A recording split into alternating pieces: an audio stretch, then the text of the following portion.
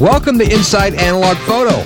I'm your host, Scott Shepard. The Inside Analog Photo radio program is all about the traditional photographic process. We talk about all aspects of analog photography, including the hybrid workflow. You can find out more information over at www.insideanalogphoto.com. And of course, Inside Analog Photo is brought to you by Fujifilm, making life more colorful. These guys have the coolest instant photography materials known to mankind. They have, of course, the pack film and 3¼ by 4¼ and 4x5, color and black and white. They have the Instax systems in the wide format, the Instax 210 camera and film, and of course the Instax Mini in the Instax Mini 7 and the Instax Mini 25, both in color film. Beautiful stuff. There's nothing cooler than instant photography. You get a print, because if you don't have a print, you don't have a real photograph. This is great fun stuff. This is great for art. This is great for business. This is cool stuff. You definitely want to check them out over at www.fujifilmusa.com/professional, making life more colorful. Our friends over at Photo Publicist, providing worldwide publicity, strategic promotion, social media marketing, and business development for the photographer, turning photographers into celebrities. You can find out more information over at www.photopublicist.com. Our friends at Richard Photo Lab, for the highest quality work known to mankind anywhere on this planet.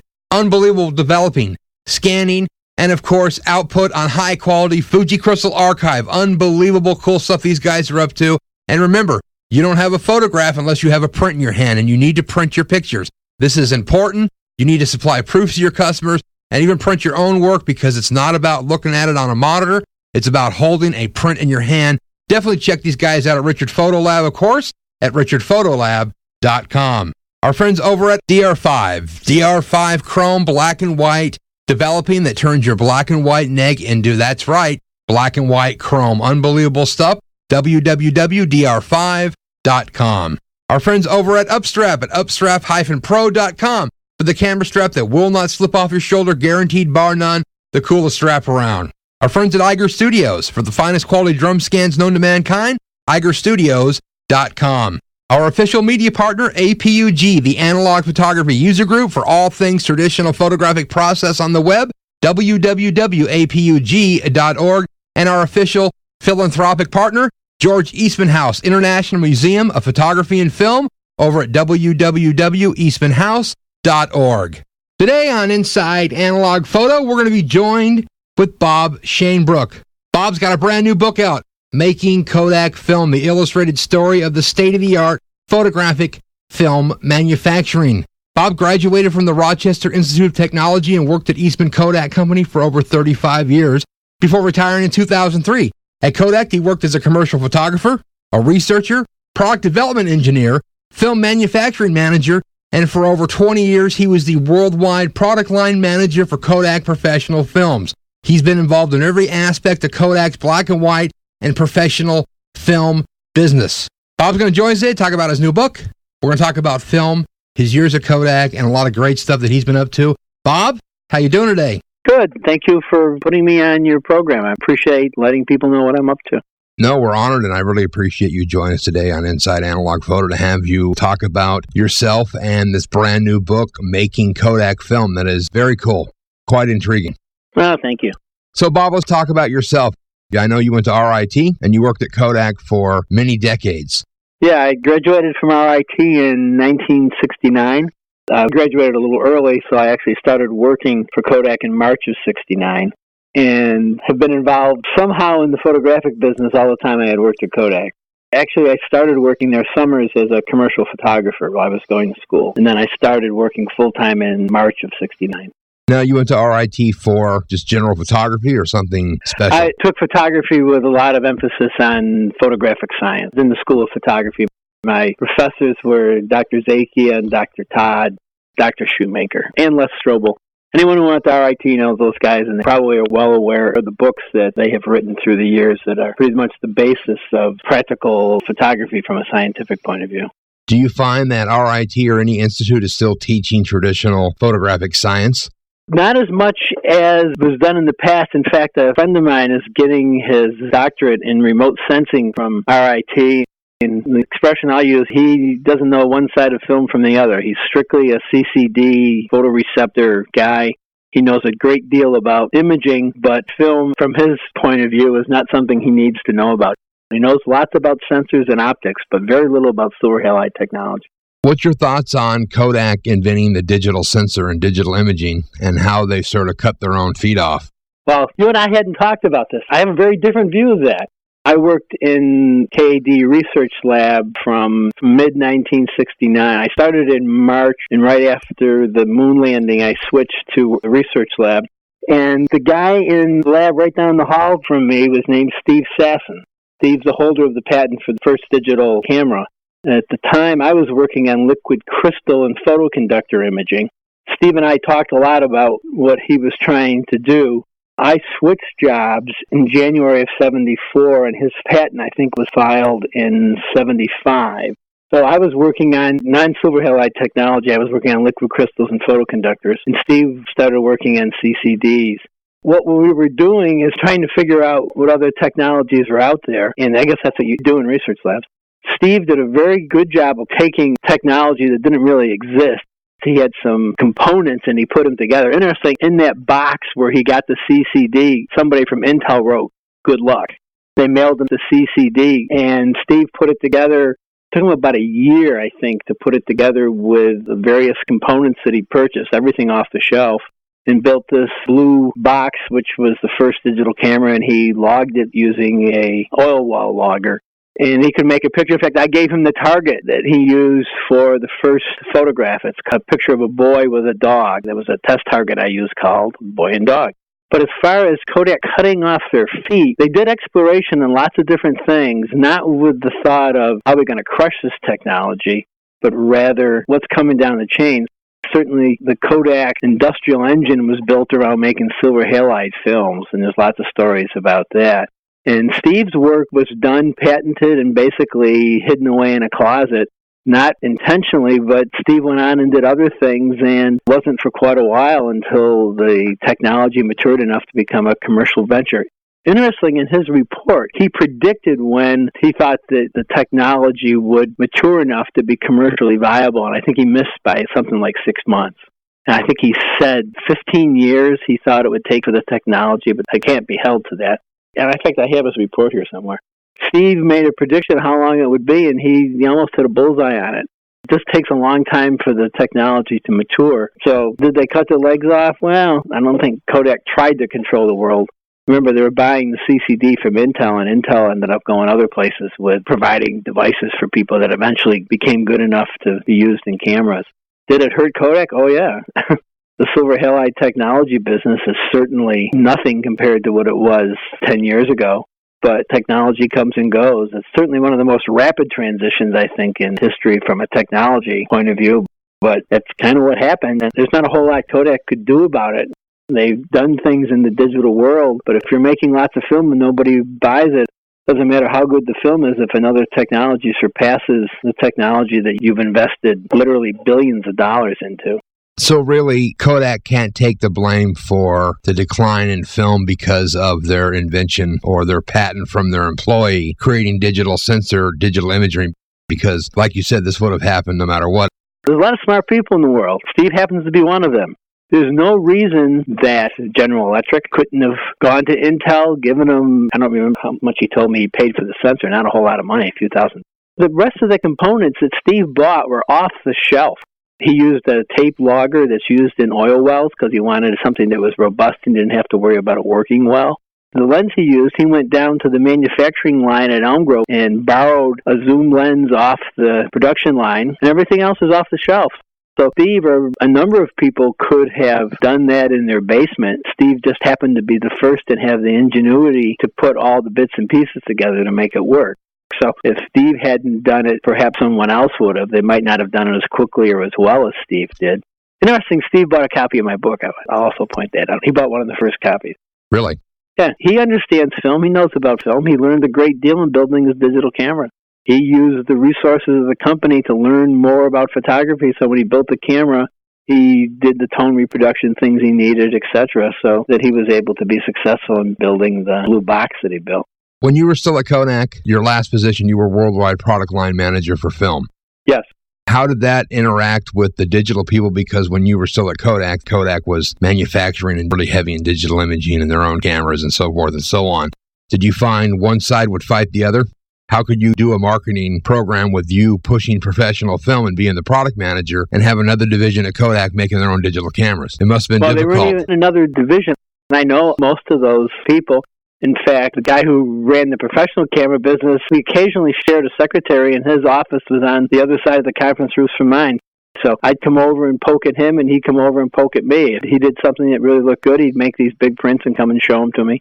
And I'd show them what we could do with portrait film. And a lot of those people came up through the photography world and were Nikon F shooters with Kodachrome and Ektachrome film. So they know photography well. We were talking to the same customers, but we never really got into serious arguments, if you will, about that's my customer, not yours. That didn't matter. It was important for us to be successful for film, and it was important for them to be successful for digital cameras. So that wasn't an issue in the professional side, and we typically, at trade shows, talk to customers about film and then march them over to see the digital things because the customers were interested in both. So it didn't become a competitive, I'm going to do this and you can't do that sort of thing. We kind of did it together. There was a question about would it have been wise for Kodak to spin off the whole digital technology. In retrospect, I think it probably would have, but that would have made us more competitive with each other rather than trying to help each other. But it would also have had the advantage of kind of giving them their own space, and maybe things would have come out differently, I don't know. But I'm not sure that it worked the best for Kodak for us all to be in one company doing the same thing. We didn't hurt each other, certainly, but if they had had their own space, they might have had a different view of how they did things, but that's something that we'll never know. Typically, companies do spin off technologies, and that may be a wise thing to do. Let's talk about the space program. Oh, I was incredibly lucky. I graduated from college in March. I didn't actually graduate then. Graduation was a few months later, but I stopped going to school, so I started working for Kodak sooner than I had planned. I think they were a little bit trying to figure out what to do with me. But there was a program that NASA initiated. There was a space available in the lunar lander for an instrument. I don't remember what was eliminated, but a guy from Cornell, I think, came up with the idea, geologist. They decided that they wanted to have a camera that the astronauts could carry that would photograph a very small area of the surface so that the geologists could see the surface of the moon in addition to carrying rocks back. So they wanted to photograph, I think the image area was something like maybe 2 or 3 inches square. So Kodak had a contract to build what's called the walking stick camera. The official name was the Hollow Lunar Surface Close-Up Camera. So Kodak had a contract to build some number of these. And what it was like a cane that on the end of it had a little bigger than a Quaker oatmeal box. And inside that, there was a roll of Ektachrome 64 film and 2 stereo lenses and 2 magazines and an advanced mechanism and electronic flash. Described as an oatmeal box with a stick on it. The astronaut would set down on the lunar surface, and there was a trigger in the handle, like a cane handle. You'd pull the trigger, the flash would go off, and you'd take the stereo pair of photographs of the lunar surface. I think it was carried on all of the lunar landings. That was kind of fun because I had just started working. I worked on the project from March until the landing, which was in late July. Saw the thing in the lunar lander. I also made sure that I touched every camera that was delivered to NASA, so that any camera that went to the moon, I made sure that I, in some fashion, touched something that went to the moon. So that was kind of fun, but that program pretty much came to an end as soon as the landing was successful. Kodak provided more cameras, but I didn't need to be involved anymore at that point. So that was fun, something different. No, that is very cool to be able to be involved in something like that. When you look back at your time at Kodak, what part do you like the best? From being a photographer for them, a researcher, product development engineer, film manufacturing manager, I mean, a lot of stuff. I like making black and white prints, color prints. I like printing. My goal was to do printing. I like doing the commercial photography. But the things I'm most proud of is T-Max films and portrait films. When T-Max started, Kodak hadn't done much in black and white in many years. And my boss, Ray DeMullen, asked me to start a lab to learn more about black and white and see if we could improve the products. So I was pretty much given a blank sheet of paper. And I had been interested in black and white photography and done it since I was a sophomore in high school. we sat down and kind of figured out if we were going to make a new family of films, what would we do? What would the speed be? What kind of technologies were available? And because Kodak hadn't done much in black and white in years other than make miles and miles and miles of Plus X and Tri-X, nobody really paid any attention to us. We were pretty much given a blank check to do what we thought would be a good idea. We didn't get much advice, supervision, or guidance from above. We had a team of really good people, so-called true believers in black and white photography, that put together what we thought could be done from both technology point of view and what people might want. That ended up being T-Max films. So that was really rewarding and kind of fun. And for Portra had a lot of attention, and same with Ektachrome films. Anything we did in Ektachrome films and anything we did with Vericolor 3 got a lot of attention because it was such a successful and important part of the business. But we were able to do some things in the Ektachrome films. I did not do the latest version of Ektachrome. Most of those were developed and managed by Gary Van Scooter and T.J. Mooney. But I did a lot of work with Kodachrome 200 and Ektachrome 64, Ektachrome 100, which is called EPP, and we did a version of EPY, which is a tungsten film. The 64T, I did all those, or managed all those.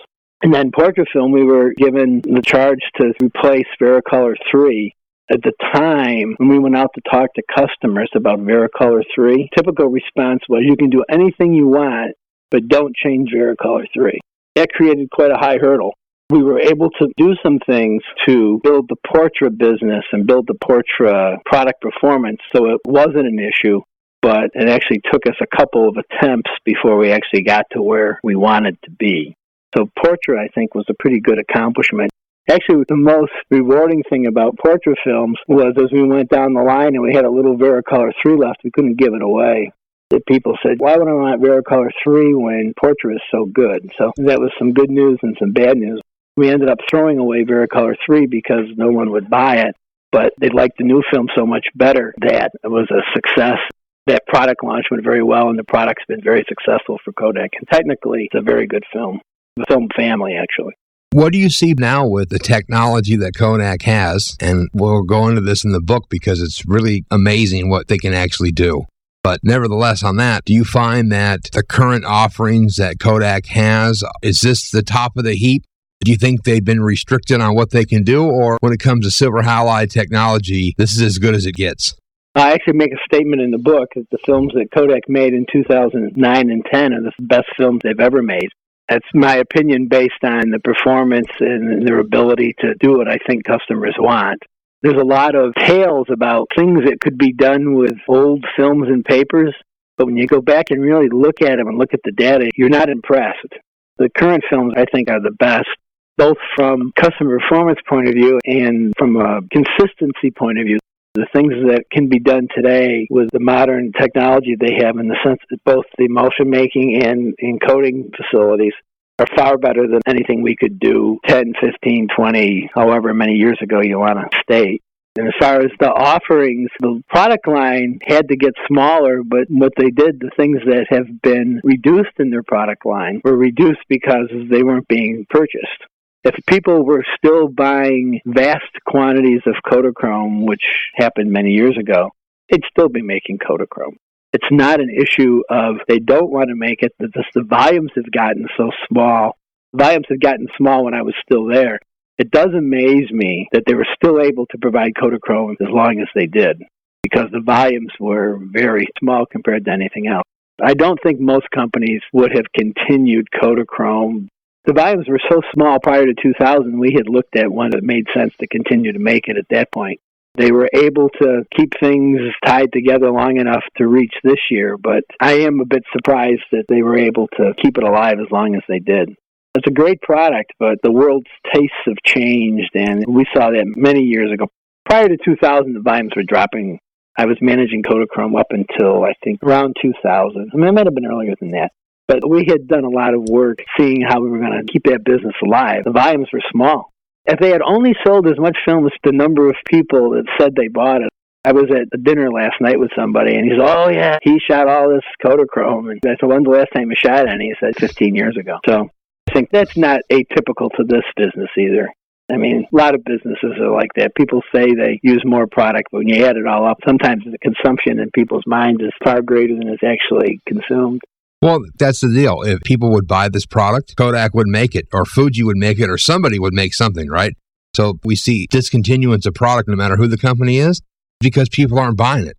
Yeah, there are occasions when things get discontinued for technology reasons, but typically if there was sufficient volume, the companies could afford to invest in the technology and improve it. But when the volumes get really small, it's very difficult when you have a business with huge startup costs like what you have to do to build a single film to keep it alive. And anything pretty much from a film point of view that Kodak or Fuji or Ilford can make that they think people will buy and it makes sense, there's no good reason for them not to make it. So no one's saying, boy, we want to get rid of that. We don't want to make those customers happy anymore. That's not the real world. There was a big backlash, of course, with Kodachrome, but even with Tri-X 320 in medium format. Is this just because of volume, you think, that they discontinue these products? It's not a technology reason, then? Certainly, Kodachrome's not a technology reason in the sense that if the business was there, they would make film improvements. Through the years, we had looked at alternatives to Kodachrome 64 to improving the product. And we know that other people had looked at making K14 compatible films, but the other people didn't enter the business because they didn't think there was enough volume there to make it worth their while. So the same thing is true here. Tri-X 320, that's a good film. I use that film. That's what Ansel Adams used when he was tired of dragging around view cameras. He switched to Hasselblad with Tri-X 320 because he particularly liked the toe and the shoulder shape. He processed it in HC-110 and just gave him these too grainy pictures in my thought. But when I used HC-110, pictures were too grainy. When he used it, it worked great. Can't figure that out. But from a volume point of view, I know the volume of Tri-X 320 went down, and that's what forced them to get out of the business. There's certainly no technology reason. In fact, one of the last things I did at work, on the end of 2002, we moved a number of films from an old coding room into Building 38, which is the newest high-tech coding room. We made that transition and we made it public, and Tri-X 320 was one of the films we moved into what we call Building 38, which is the new coding facility that was built in 1990 and upgraded a number of times since then. But that's the main coding facility for the company. The company only has 2 coding facilities now for film. They're both in Rochester. One is 14 room, which is a sensitizing room, and then this down the street is Building 38.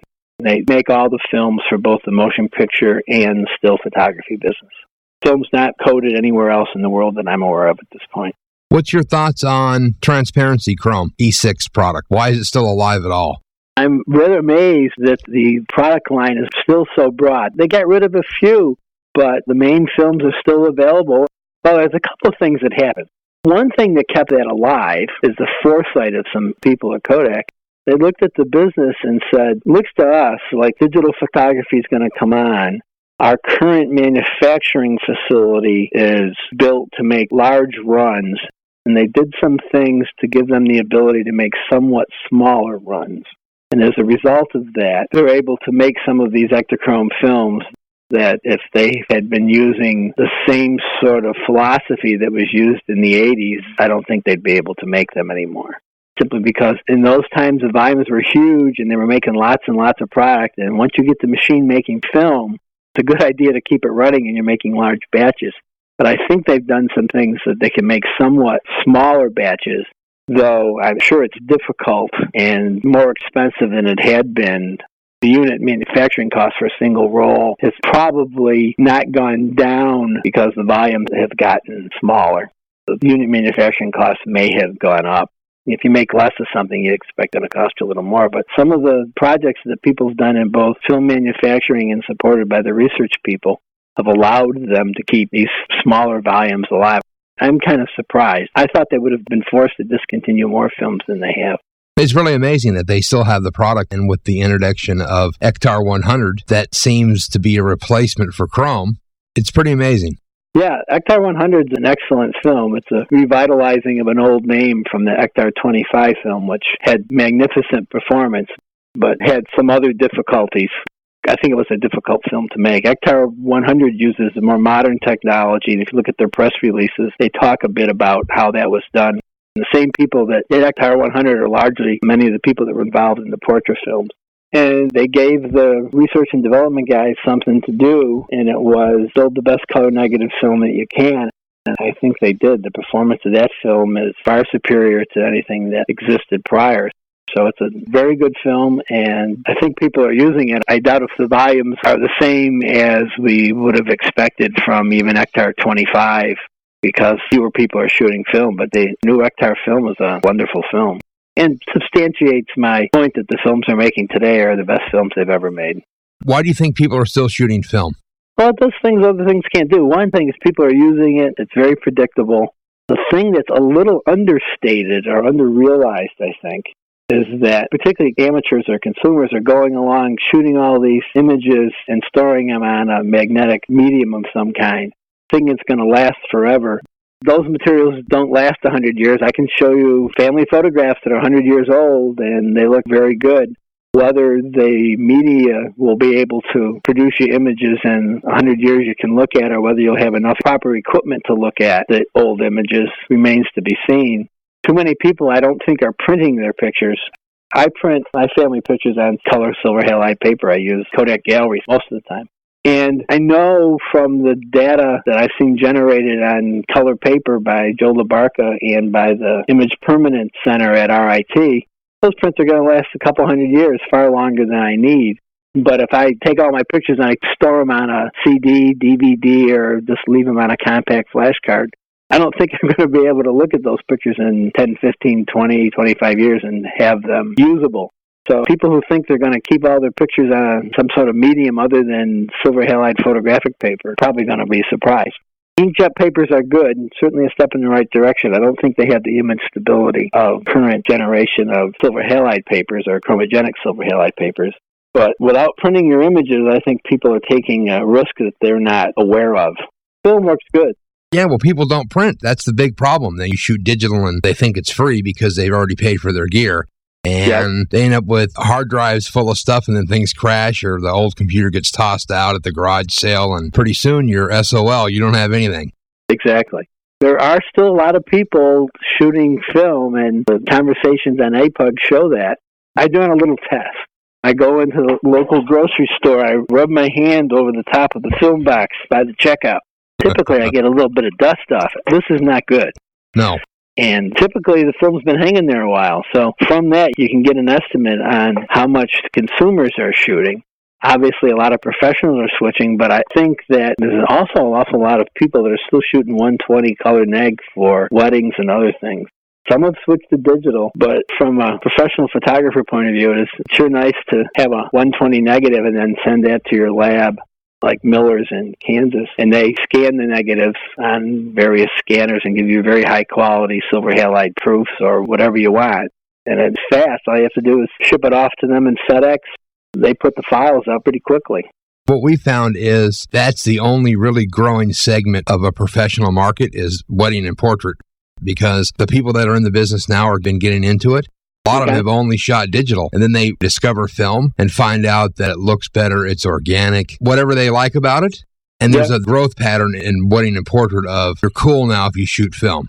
Well, and the digital picture quality is fine, but there is a difference that you get from a film captured image and then looking at those prints. You get a very nice gradation of tones. Color reproduction is typically pleasing. You don't get the garish colors. You don't get the artificial sharpening that has a tendency to get included in a lot of digital pictures where you get some ringing around fine detail. It's really irritating. For my daughter's wedding, which was 5 years ago, I had two photographers. They both shot some film and they both shot some digital because I wanted to have that coverage, and I wanted to also have the ability to have the quality of film images. So you have a little of each. I'm glad to hear that the wedding photography attention is being given and there's some growth from the film side. Well, it's interesting. We get some complaints on our program here that, well, you guys feature too many wedding photographers. But these are the people that are shooting and consuming volumes of film that we chat with. Like you said, a lot of the guys and girls in APUG, there's a very vibrant community when it comes to film. Mm-hmm. But they're not really eating the volume. They're like you said, oh, well, I shoot a ton of Kodachrome. Well, yeah. So it's an interesting market segment that's growing, actually, and consuming these products. Yeah, I think a lot of the commercial guys, just due to the demands of both from a timing point of view and what's needed to produce input into the printing industry, In the old days, the thing you do, you'd shoot a chrome and you'd make a dupe and you send a dupe off to be reproduced for an ad. And today, demand is, I need a digital file and I need it now. So I don't think you have the time available for most of the commercial things to wait for film to be processed or waiting for film to be duped. In the case of wedding photography, the timing isn't quite as demanding, but the demand for the quality product is still there. Nobody wants wedding photographs that aren't quite as good as the photographer can normally do. That doesn't mean you can't do it with digital, but I think it may be a bit more reliable for the photographer to shoot film. Especially look at the stuff that you developed. Look at the Portra line. And even with the current offerings of what they have in Portra, that you have such a latitude with shooting color neg and the way things are scanned now and how everything is in this hybrid digital workflow. Mm-hmm. I mean, digital is too sterile. It just doesn't look right. It looks antiseptic. There's a timing issue from demands on the photographer point of view. A lot of digital photographers spend the time shooting, then they spend an awful lot of time editing. The old joke for photographers was that you make your money behind the camera, not standing in the darkroom. So that's what led to the growth of the color labs. And now, instead of working in the darkroom, I think there's a lot of digital photographers that are spending their time sitting behind a computer screen with a trackball, editing pictures and doing other things. When if you shoot film and scan and go, it doesn't seem to be quite as much labor required on the part of the photographer.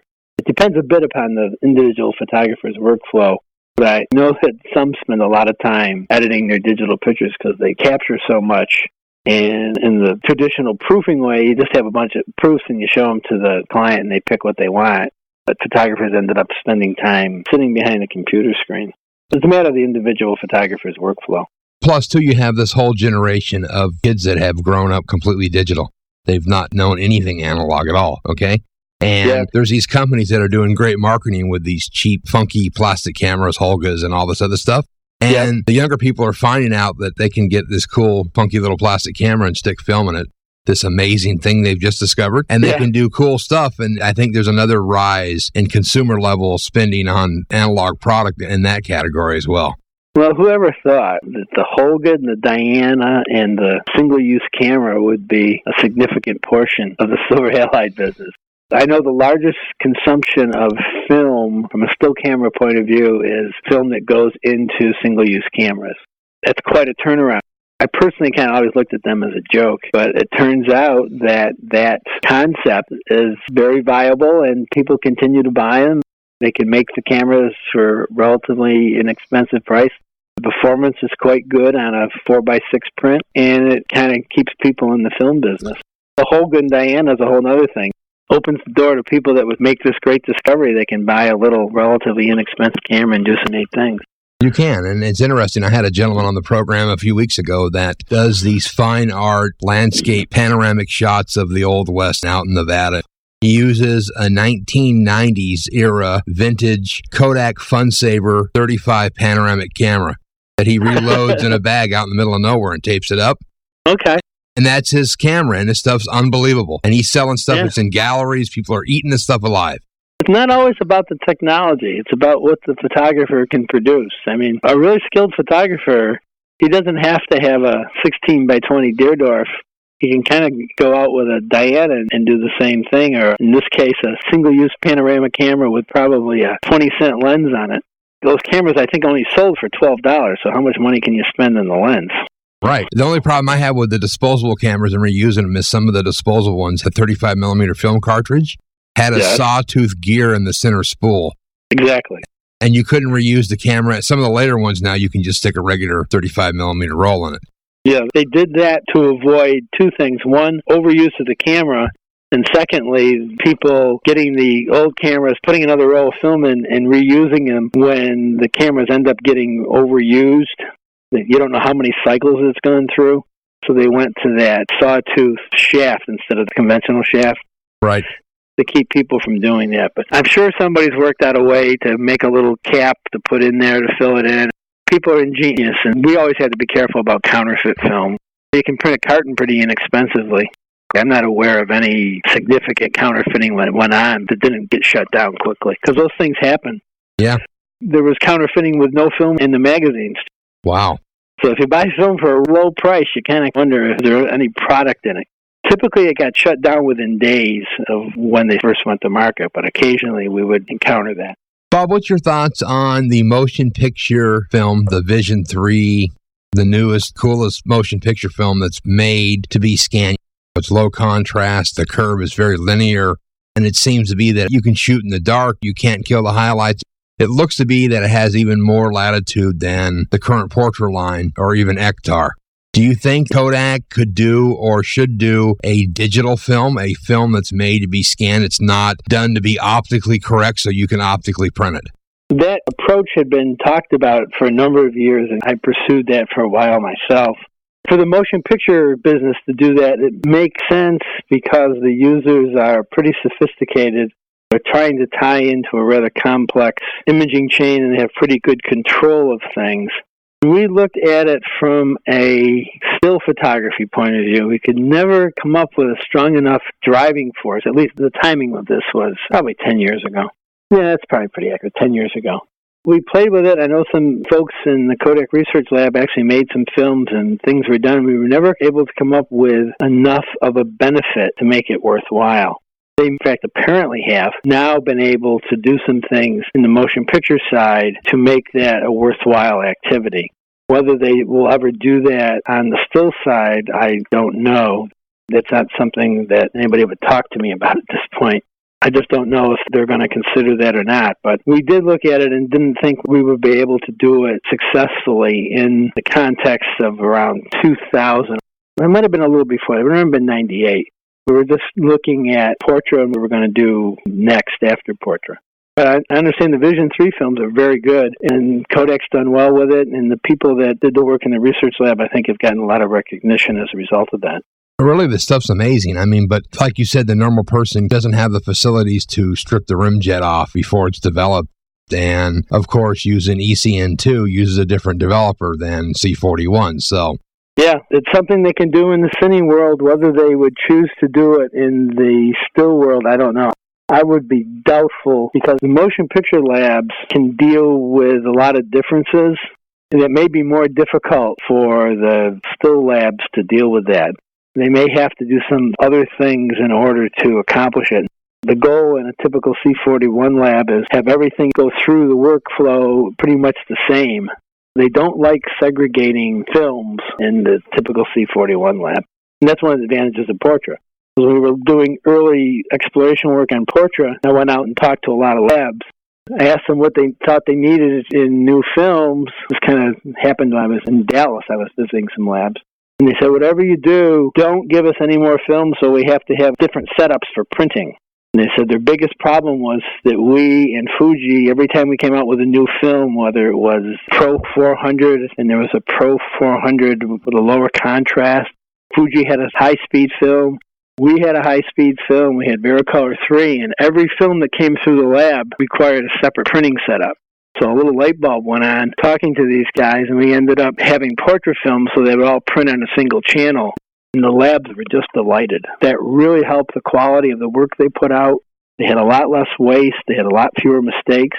It led in a large part to the labs encouraging photographers to switch to Portra, as opposed to the photographers just doing it on their own and dragging labs along with them. The point is there's a lot of factors that get involved, and putting another whole different workflow may be too difficult from the still point of view at this point. What's your thoughts on current offerings from other vendors about what's available these days as a C41 color neg film or even black and white? Black and white, there's a lot of offerings on the black and white side. I know Ilford, I don't know if they've cut back any on their black and white films or not, but they offer a nice range, and I think the work that they've done will keep them in the film business for a while. From a color negative point of view, Fuji cut back a lot on their C41 professional films. And I think that was just volume driven. There's no magic here. If the volume goes down, it's difficult for them or anybody else to maintain full product line. There's only really two players on the color negative world. On the chrome side, as I recall, Fuji dropped a couple of things. They have a pretty heavy lineup of color positive film. But so does Kodak. Yeah, definitely. So EPR is still there. I think EPP may not be available in quite as many formats. VS is there. Ektachrome 100G has been very successful. Did you find with your reign at Kodak that there was this competition going between Kodak Fuji? they'd come out with something, you'd have to come out with something better? Was there always this little competition sort of fight going on between color neg and chrome? Absolutely. If you look at time versus product introductions, there's a number of fronts that we would invest in. Let's see, this year, what should we do this time? Should we put our money into a tungsten film, or should we put our money into a high saturation film, or should we put our money into a 100-speed film? And if you make a little plot of time versus product introductions, you see that both companies are very active, and it's kind of like you throw a left and they throw a right, and you throw a left, maybe you throw two lefts.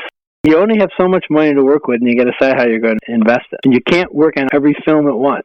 You're better off picking what your product introduction plans are going to be, and you invest in this film, and you invest in it for a couple of years, and then you go to another place and invest in something else for a couple of years. Because of the lower growth of film and how things are somewhat flat or still decline, you find there's still a competition going back and forth between the two? Or have people sort of mellowed out now and it's like, well, let's just try to stay alive? I don't know about the marketplace because my vision of the marketplace isn't any different than yours. My suspicion from both companies' point of view, I think they're both looking at what they can do and making improvements accordingly. But they have less resources that they can spend on everything from advertising to promotion to sponsoring photographer events for marketing, and less money that they can spend in the factory making product improvements or productivity improvements. Do you think that if there wasn't such a large consumption of motion picture stock, that Kodak and or Fuji would be making film at all? I can't predict what's going to happen from that point of view, but I can say that, and it's pretty obvious from the reports from the companies, that the existence of the motion picture business is certainly critical to the existence of the still business. If the motion picture business were to go away, the size of the amount of still film that would be made or could be made is going to change. I mean, you've got this big factory that's real good at making lots of film, and the motion picture film business consumes a lot of that. If you take that volume out, you still have to keep the lights on and keep the floor mopped and be able to make material. It's going to be real hard as the motion picture side goes down drastically for it to be a problem. If you look at Kodak's financial reports, they're saying that in the future they're going to depend on other sources of income other than the film business. It doesn't mean it'll disappear, but I don't think anyone's going to forecast that the volume is going to increase at any time. So will it be around in some short number of years? Probably. Will it be around in large number of years? I can't come up with a number, but I think it's going to be difficult in 50 years for Kodak or Fuji to be making film. It may become difficult for them in 20 years. Forecasting, not something I'd be particularly good at. I guess if we knew, we could just go buy some lotto tickets with the right number on it. So, yeah. Bob, tell me about an 18%er. Oh, 18%er. The 18% gray card is sort of a standard tool. I think it was conceived by a guy named Ralph Evans, who was a photographic technology guy at Kodak and has written a number of books on color theory. The view was that if you take the world and integrate it, you come up with 18%. The other joke is the sky in Rochester is always 18% gray because it's overcast. But this is sort of a photographer's, I don't want to call it a fraternity because it wasn't even close to being that well organized. A fellow named Bill Semenko, who was a photographer for the Port Authority of New York and ended up being the regional manager for Kodak, started this little group for 18%ers, and you'd be invited to join it if you made a significant contribution to the photographic world. And Bill would give you this little 18% pin that said, I'm an 18%er, and there was a secret handshake and a secret recognition code, which I certainly can't disclose, in which if you thought someone might be an 18%er, you would ask him a question, and they had to respond in a proper way. But it was something that Bill had put together. It wasn't Kodak sponsored in any fashion. Actually, I think Bill bought the 18% pins with his own money, and he'd give them out to photographers in New York and other places. And it didn't matter if you were a Kodak customer or a Fuji customer, an Agfa customer, an Ilford customer, or if you worked for one of those companies. If Bill thought you should be in his club, he'd invite you, and had a lot of interesting people in it, and people wear these little pins around. It's since gone the way of other things, but it was an interesting thing that Bill had done. I always thought it was quite cool. Let's talk about the book. You have this book out that is extremely revealing about Kodak technologies. I mean, I've been through tours of Building 38. The stuff's pretty militaristic, guarded secret, and you come out with this book that just blows it all open. Well, it was done with Kodak approval and blessing, though. It was clearly my idea and not something Kodak would have come up with on their own, I don't think, at any level. But about the time I was retiring, I had been doing some work at the George Eastman House. George Eastman House had a program called the Advanced Residency Program, which was for photo conservators so they could go back to wherever they came from after studying in Rochester for 2 years and be more knowledgeable about how to conserve photographs. Their knowledge in the darkroom and in handling prints and all those sorts of things was very good. Eastman House and RIT had done a very good job of amassing a faculty and putting together a program that really made these people very good at recognizing types of photographs and storing them in a proper fashion, and in some cases increasing their longevity. But as far as their knowledge of how film was made, they just had no idea. I mean, I tried to explain this to people. They kind of got the idea, but I wasn't able to show photographs of things because no one is ever allowed to photograph in Kodak Park, which has been ironic. So I arranged to take them on tours, and that helped, but I could only handle 10 people at a time or something like that. And Kodak wasn't particularly interested in having a lot of people tromping through their factory. They don't do that very frequently. Both security problems, but equally, in fact, almost more so from a cleanliness point of view, you don't want a lot of people going into where you're making film because it's tough to keep it clean. So I thought about, wouldn't it be good if we could document this? And all this work's been done by Kodak people for over 100 years, and nothing has been documented. We lived by the slogan, you press the button and we do the rest. But no one was ever told what the rest entailed, particularly in making film.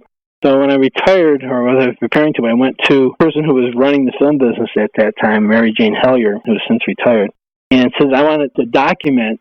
The business is not going to grow. In fact, will probably decline in some time. Why don't I document this so that all the good work that has been done is somehow made available to people in the future? They see more than the photographs in the little yellow box of film. At some point in the future, people can be made aware of all the good work that was done.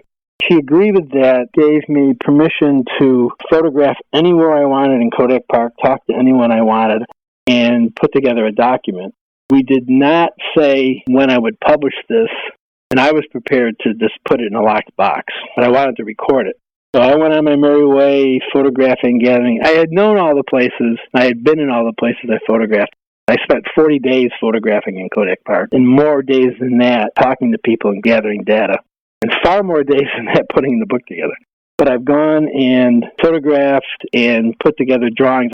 I have 130-some photographs in the book and 25 drawings that show the flow of materials through the process. Everything from dropping silver ingots into nitric acid to film coating, acetate coating, finishing, all the steps that go into making film. When I got close to the end, I reached the point that they said, yeah, I can go ahead and publish the book. They reviewed it. It was in review at Kodak for like 8 months. In excess of 30 people read it to make sure that it was correct from a technical point of view. I knew most of the things, but I really was lucky, and I was given the technical expert in each manufacturing area was assigned to help me. So I was able to make sure everything is technically correct, make sure all the diagrams are correct, make sure I'm reporting the important information in how the film is actually made. So as a result of that, I was able to put together a book that some people call it a technical book. I don't. There's no chemical formulas. There's no mathematical formulas.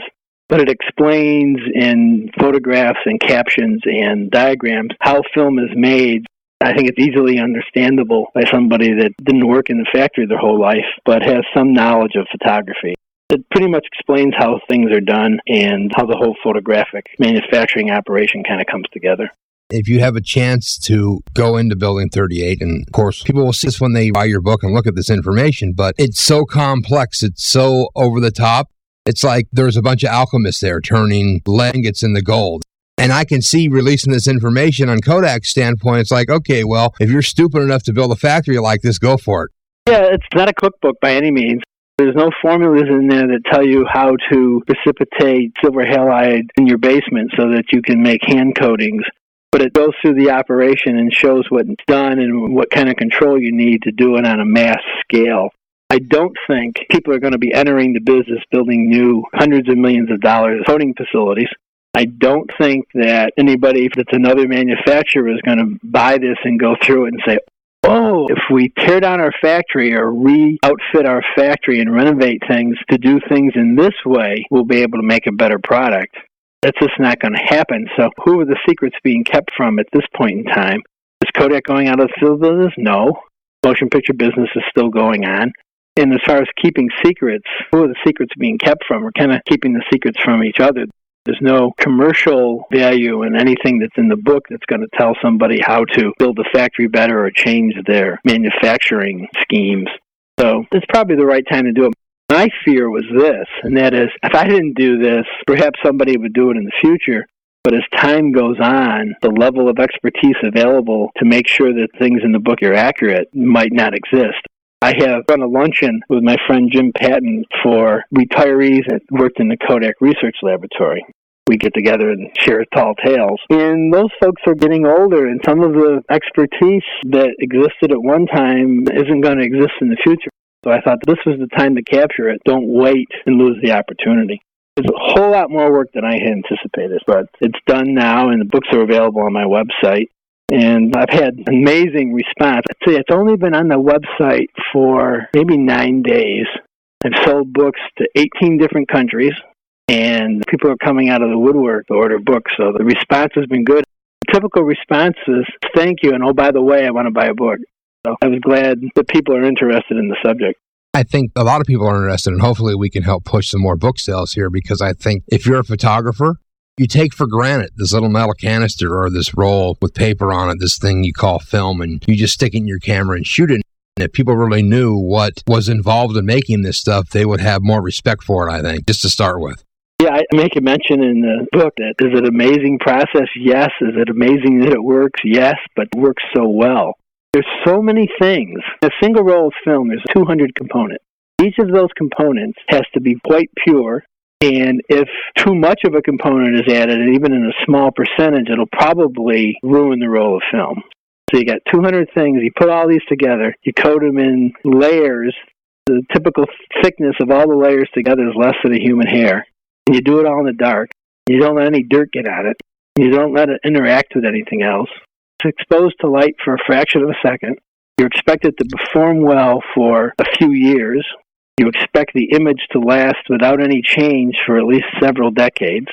And you buy a roll of film for $5 or 10 or whatever. It's amazing that it works as well as it does. I was always amazed that we would set out to make a coating of something, and we say we're going to coat this, and we're going to coat so many rolls, and we have to have it done by next Thursday. And they're going to cut it up, and it needs to be shipped to Japan or to Europe or to wherever. And everything happened, and it happened exactly when. It came out perfect, and people were happy with it. It's really a complex process, but it worked amazingly well. I will mention my website. No, I want you to talk about the website, and we're going to have links up to this, of course, on our website, and we'll put this up on Facebook and all kinds of stuff. But let's talk about how people can look at the book contents.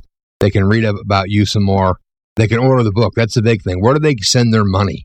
I have two things. First, I'll talk about the access to the website. The website is makingkodakfilm.com. I'm going to make it a whole lot simpler. So it's www.makingkodakfilm.com. On the website, there's information on the book. There's 5 pages. I list a table of figures so you can see what all 165 figures are. Some are photographs, some are drawings.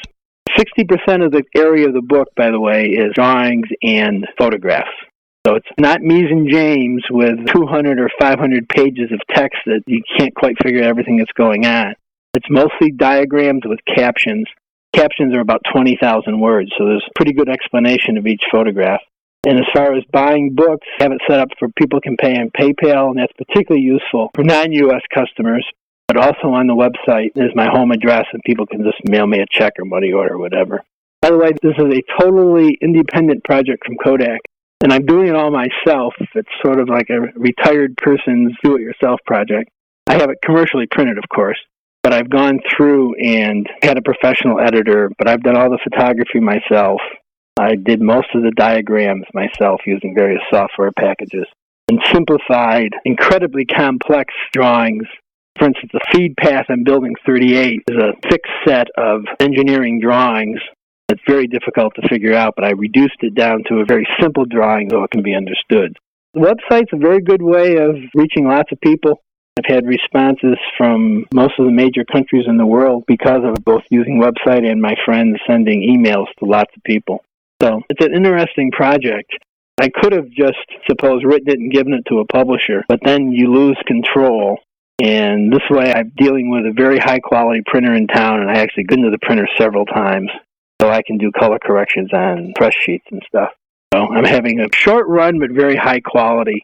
Interesting, they use Kodak plates, which is kind of a nice touch, too. I chose them because they're an excellent printer, not because they use Kodak plates. That was a sort of a serendipitous surprise. It turned out that's what they do. I also looked at short-run electrophotographic things like iGen 4 and Kodak NextPress. They're excellent products. I still think that traditional high-quality offset's a better way to go. It's expensive, particularly for short runs, but I'm very happy with the quality. I started out doing color and black and white printing. I'm used to making 2 cc changes in color balance. I had this thing done with color correction on every image to make sure that the color came out the way I wanted. The high-quality offset is a good way to go. I could have done it on photographic paper, but I think that would be a bit too laborious. Exactly. Do you think you'll have a second printing? Does it look like that the volumes are going to be enough that this is going to be around a while, or is this going to be, you better order tomorrow or you're SOL? Well, I don't want to turn it into a panic. You have to order it today. The world's going to change. But there's a difficult decision you have to make here. The way I'm doing it, I can't do a whole lot shorter run because the costs just get astronomical. But I don't know how to quite reach the decision of whether I want to sign up to write the big check for ordering a large number in the future. So I put on the website, my intention is to print this once. Because remember, my original goal was to make this information available to 3 audiences. One, I talked about the photo conservators, like people that go through the Eastman House program. The motion picture folks are part of that, too. So there's a lot of motion picture information in the book. In fact, the people in the factory almost don't know if they're making motion picture film or still film in a broad sense. So a lot of the information that applies to the motion picture world also applies to the still world. So I included things for both of those audiences. The thing where it becomes different particularly is in the finishing operations. In the finishing and packaging and slitting, I photographed in both the motion picture areas and the still picture areas. So those people are important to my audience. I also did it for photographers so they know what they're using and have an appreciation for what they're getting.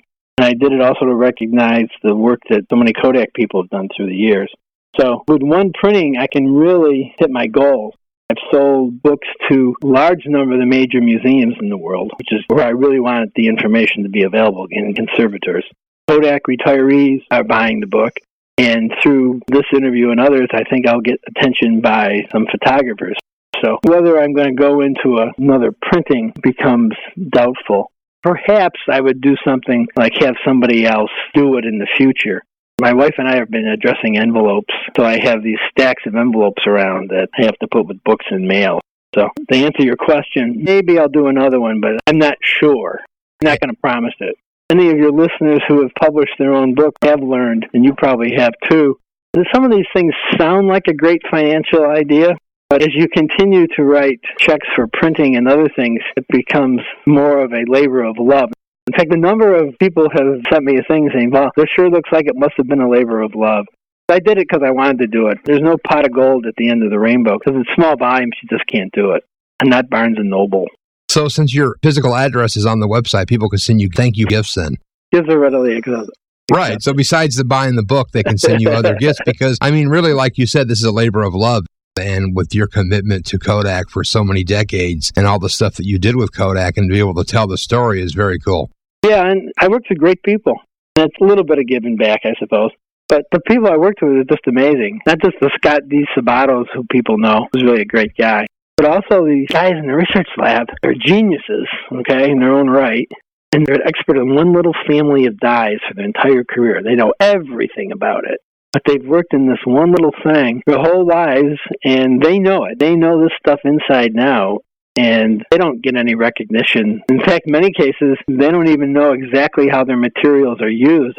All they know is they know this process, they know how to make this dye, and somehow it ends up in Ektachrome 100 VS film. But they don't get concerned with how emulsions are made. They're concerned with synthesizing a specific small portion. So it gives them an opportunity to see how it kind of all fits together. So to make sure, it's makingkodakfilm.com.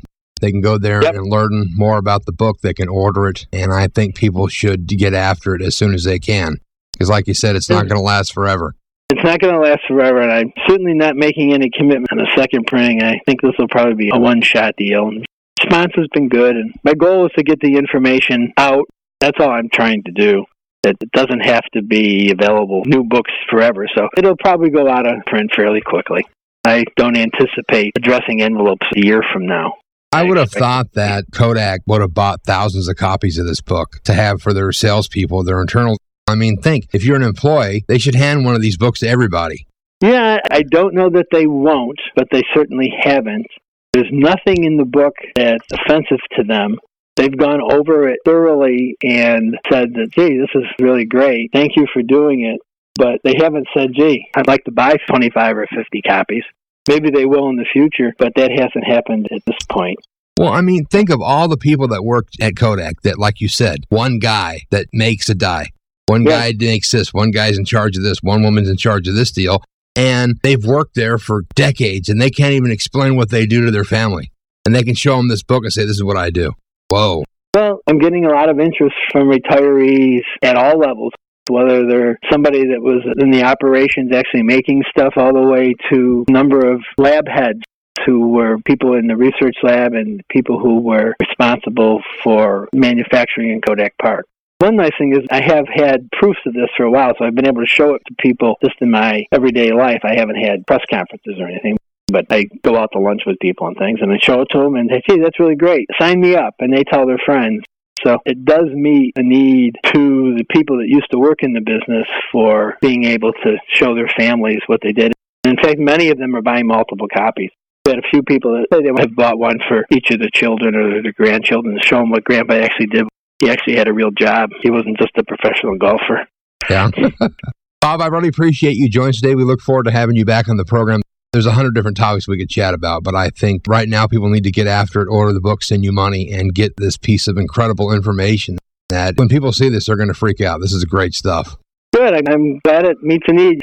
As I sat here late at night working on this, I kept thinking, is anybody really ever going to be interested in this, or should I go to bed? But I stuck it out, and I hope people enjoy it. It documents what I did and what so many other people did for years. And I doubt if it's terribly different than what the other photographic manufacturers do. So it gives you an idea of how it was done in Rochester, but it gives you an idea in general how photographic materials are made. Yeah, this is great, Bob. I do appreciate it. We look forward to chatting here soon, buddy. Thank you so much. Good. Thank you very much. Well, there you go. Bob Shanebrook. What a great guy. Tons of information. What a very colorful history at Kodak. And, of course, his brand new book, Making Kodak Film. You definitely need to get this. He's only printed a very limited amount. And when they're gone, you're done. You can't get one. Anybody that shoots photography on analog material, no matter what brand you use, you should look at this book, Making Kodak Film. And, of course, over at makingkodakfilm.com. This is a great resource. Bob's been a great guest. And we look forward to having Bob back on the program soon to talk about all kinds of great analog photography.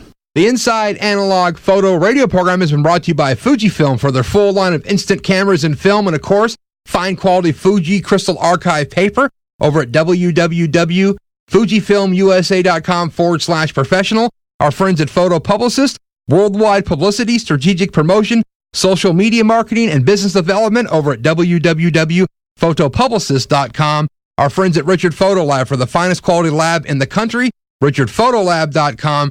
Our friends over at DR5 for black and white chrome at dr5.com. Upstrap for the finest quality camera strap that will not slide off your shoulder at upstrap-pro.com. Our friends over at Iger Studios at igerstudios.com. And, of course, our media partners of the Analog Photography User Group at apug.org. And our official philanthropic partner, George Eastman House over at eastmanhouse.org. I've been your host, Scott Shippard, here on Inside Analog Photo. We'll be back next week with more great analog photography.